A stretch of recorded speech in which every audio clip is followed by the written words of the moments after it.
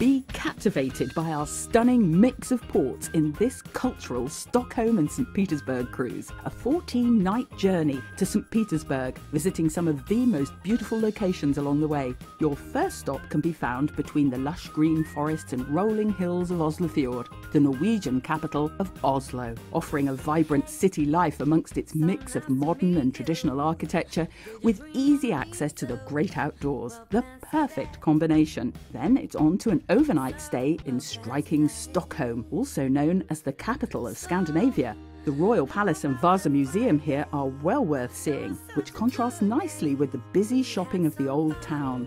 Stockholm's collection of wonderfully coloured buildings are just the tip of the iceberg when it comes to exploring this incredible city. Next is the ancient Hanseatic city of Tallinn, Estonia. You'd be forgiven for thinking you'd stepped back in time as you immerse yourself in its medieval surroundings. Churches, cobbled streets and a famous town hall, all waiting to be discovered. After boarding Black Watch once again, it's on to an overnight stay in the jewel of the Baltic crown, St. Petersburg, Russia.